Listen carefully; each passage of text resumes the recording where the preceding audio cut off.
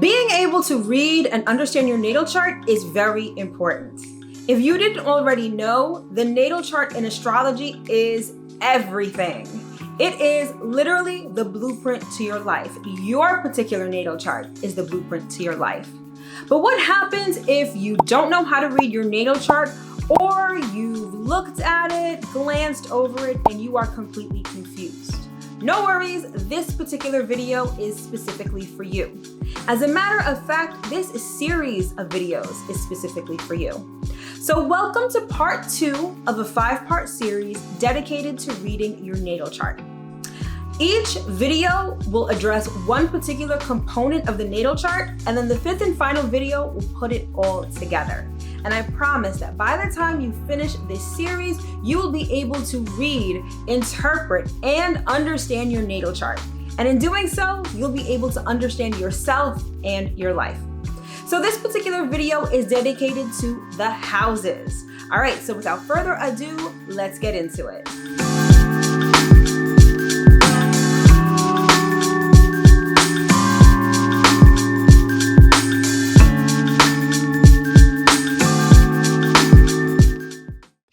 What's up, everybody? As always, I hope that this video finds you well and in excellent spirits. If you are new here, welcome. My name is Mel, your new favorite astrologer, and I am the founder of Divine Feminine Works, where I help people unlock their divinity and discover their magic. And as always, if you are returning, welcome back.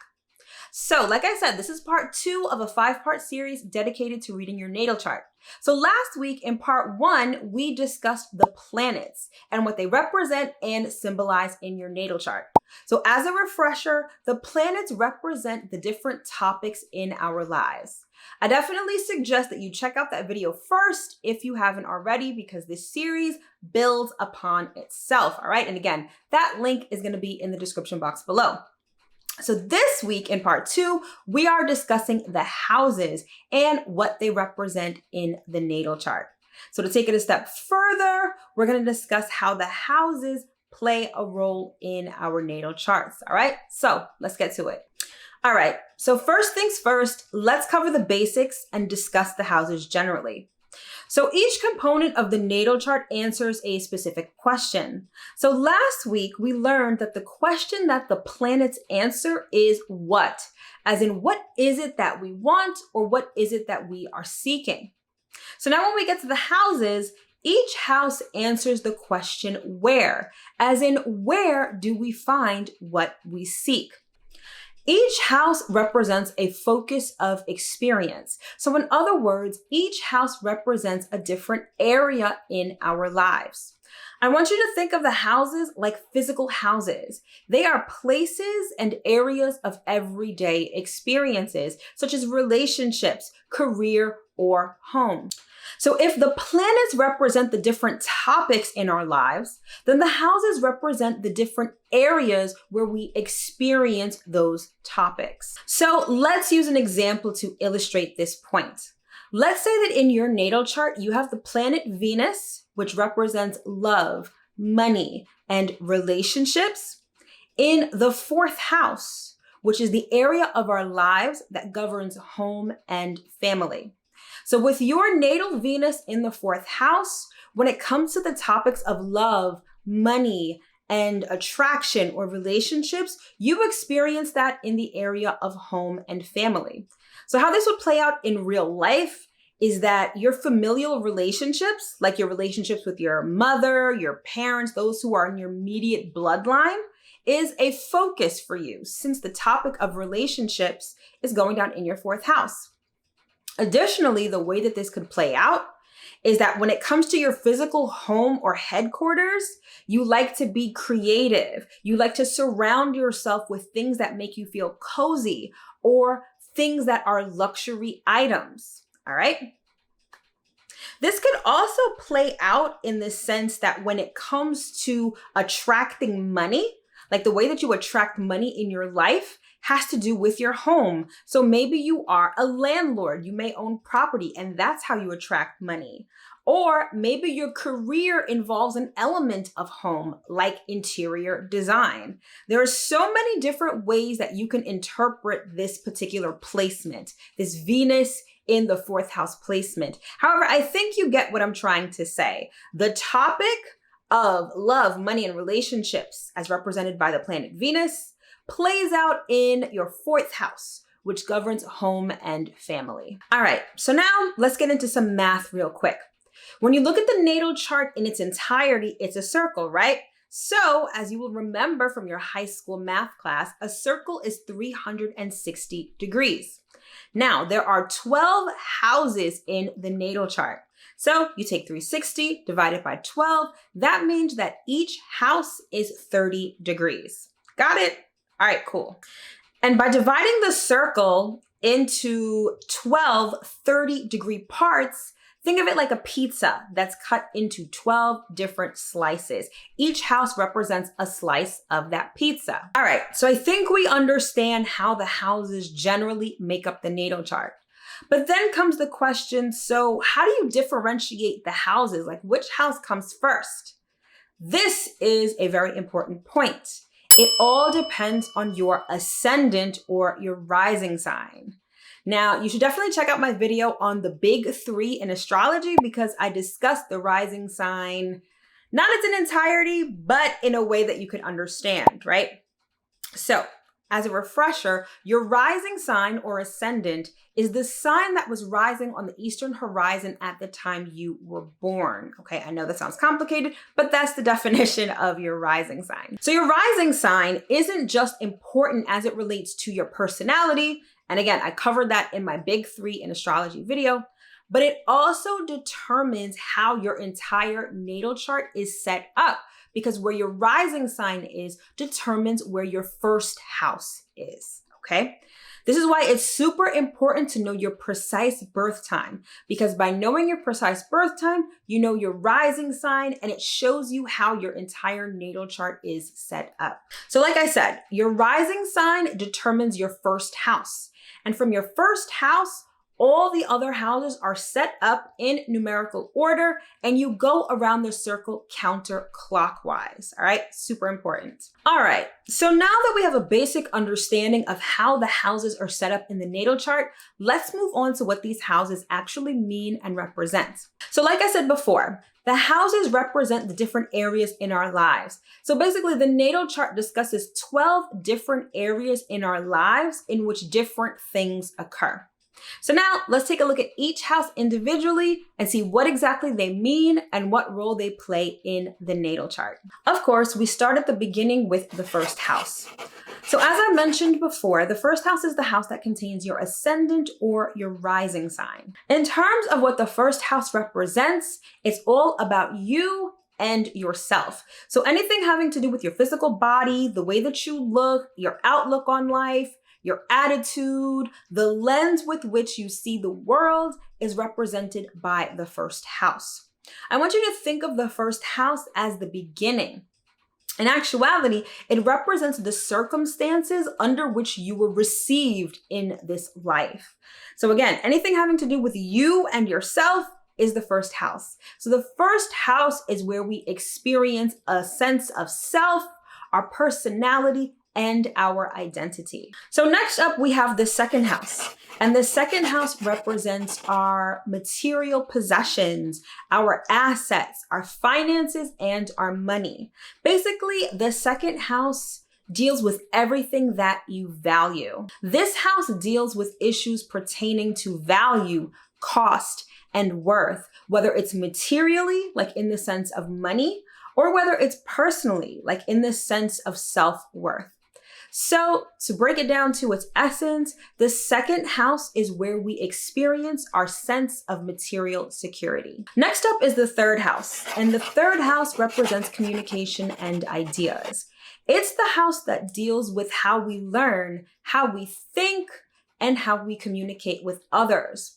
The third house can also represent your early childhood education, short distance travel, and your relationships with siblings, cousins, or school friends. The third house also covers your immediate environment. So meaning like your neighborhood or your community or literally the space that's right around you.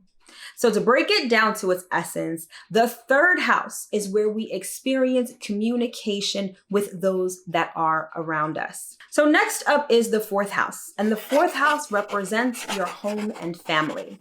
It's the house that deals with your physical home, your blood family, the family that you create, your ancestry, your lineage, and your private life. Think of the fourth house as your headquarters. It's where you typically live and it's where you have a sense of security, okay? So to break it down to its essence, the fourth house is where we experience home, family, and security. Next up is the fifth house, and the fifth house represents creativity and children. I love the fifth house because the energy of the fifth house is very lighthearted, it's heart-centered, and it's fun. It's the house that deals with self-expression, creativity, romance, children. It also deals with things like entertainment, gambling, sporting events. Basically, it's the fun house, all right? But most importantly, it's the house where you express yourself and stand out from the crowd. So to break it down to its essence, the fifth house is where we experience fun, lightheartedness, and childlike energy. Next up, we have the sixth house, and the sixth house represents work and health. So the energy of the sixth house can be a little mundane and a bit serious because it deals with your work, like the work you do on a daily basis, like take, for instance, your 9-to-5 job or your daily responsibilities. It also deals with your physical health and well-being. So it deals with your health regimen or your diet. But most importantly, the sixth house covers the work that you do for others. It's your house of service. So again, it covers your 9-to-5, it covers your health. And depending on how granular you want to get, it covers your daily routines or your daily obligations.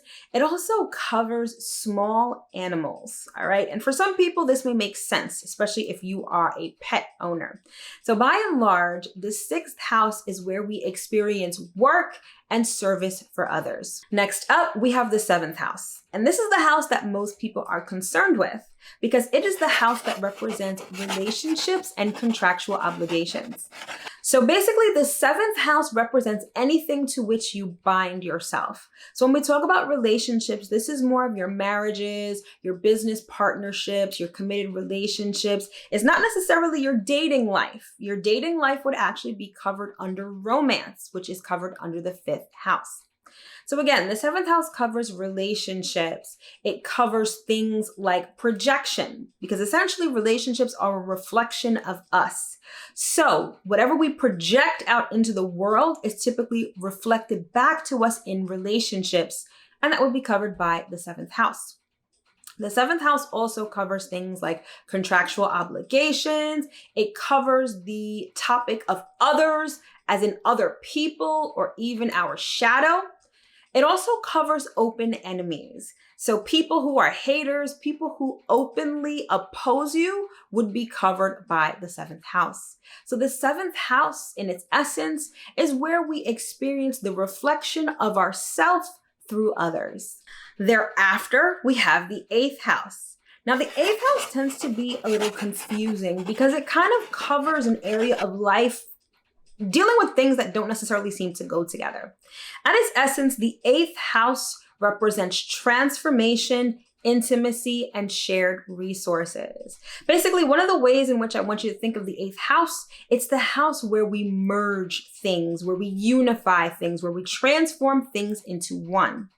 So let's build on what I said before with the seventh house. So the seventh house covers relationships. So if the seventh house covers marriage, the eighth house would cover the combining of two souls, whether it's in sex or otherwise. That's why the eighth house covers intimacy. The eighth house also covers shared resources. So the seventh house covers marriage, like I said before, but then when you combine finances together, that's when you would get shared resources. The eighth house also covers other shared resources. It covers other people's money, basically. So if you're talking about like a loan from a bank, an insurance policy, a mortgage, a will, that's all of that falls under other people's money, which is covered by the eighth house. The eighth house is also a bit mysterious, which is why I think a lot of people sort of misunderstand it or never get a real grasp of what it means. It covers the occult, it covers the taboo, it covers the ugly side of life, all right? But by and large, the eighth house is all about transformation. It's about rebirth and regeneration. So at its essence, the eighth house is where we experience profound transformation and the merging of things. Next up, the ninth house. And the ninth house represents travel and adventure. So the ninth house covers things having to do with higher education, long distance travel, broadening your horizons, basically anything that takes you out of your comfort zone, anything that requires you to travel, whether physically or mentally. It also covers things that are foreign to you. So foreign lands, foreign people, foreign cultures, all of that would be covered by the ninth house. The ninth house also covers things like religion, philosophy, and the law in general. All of these things help to expand your mind, all right? So, by and large, the ninth house is where we experience adventure, quest, and the expansion of our mind. Next up is the 10th house, and the 10th house represents career and public life. So anything having to do with your career and not your job, all right? So the 10th house and the 6th house have a distinction. So in the 6th house, we're talking about your job, more so your everyday activities, your daily responsibilities, and the service that you do for others. However, the 10th house covers your career. So the overarching career that you pursue or that you have in your life is covered by the 10th house. The 10th house also covers your reputation, your status in life, and your vocation. It speaks very much of your life purpose or what you're here to do in this lifetime. All of that stuff would be covered by your 10th house. The 10th house is also a place of culmination and fruition. It's where things come to life. It's where things are finished. It's where things are recognized. It's your time in the sun, all right? So by and large, the 10th house is where we experience career, our life purpose, and public recognition. Thereafter, we have the 11th house, and the 11th house represents friendship, community, and goals. So by the time we get to the 11th house, we realize that we are not alone, that we are part of a larger collective. And our associations, the groups that we identify with, are represented by the 11th house. So it covers things like friendships, communities, clubs, and associations that you would be a part of. The 11th house is also the house known as the house where you wish upon a star, because it also represents our hopes, dreams, and aspirations. So all of the things that you want to accomplish in life, your lofty goals and ambitions, would be covered under the 11th house. So the 11th house is where we experience community, friendship, and ambition. And finally, we arrive at the 12th house. And the 12th house represents service, sacrifice, and solitude. So the 12th house is the house that also encompasses the unknown. The 12th house is where we experience spirituality, meaning that we have to have faith in what we don't see. Whereas the 11th house lets us know that we're part of a larger collective, the 12th house lets us know that we are part of a larger universe that not only encompasses other people, but encompasses other things, other beings that we can't see. The 12th house is also the house known as the house of self-undoing, because it's where we spend a lot of time in solitude, where we examine ourselves from the inside out. The 12th house represents places such as hospitals, prisons, psych wards, insane asylums. It's places where we spend time alone, where we can reflect, and where we can heal. The 12th house also covers hidden enemies. So whereas the 7th house covers open enemies, the 12th house covers hidden enemies. So the 12th house really represents where we can escape from it all and when we can sort of go within ourselves. It also represents, like I said before, spirituality and transcendence, knowing that we're a part of a larger universe and that we need to have faith in an unseen force. So, the 12th house is where we experience service to humanity at large, sacrifice, selflessness, and solitude. All right, my loves, so that has been the houses in a nutshell. And I mean a nutshell because I could literally teach a 6-hour class on the intricacies of what the houses represent in the natal chart, all right? So hopefully by this point in the series, you've gotten a better understanding of how the natal chart works. And hopefully you're getting a better picture of how everything fits together. So we've already talked about the planets. We just finished discussing the houses. And next week, we are going to go into the zodiac signs and what they represent in your chart, all right? So don't forget to hit that subscribe button and the notification bell so you'll be notified as soon as that video drops. All right, my loves, thank you so much for tuning in, and I will see you in my next video. Take care.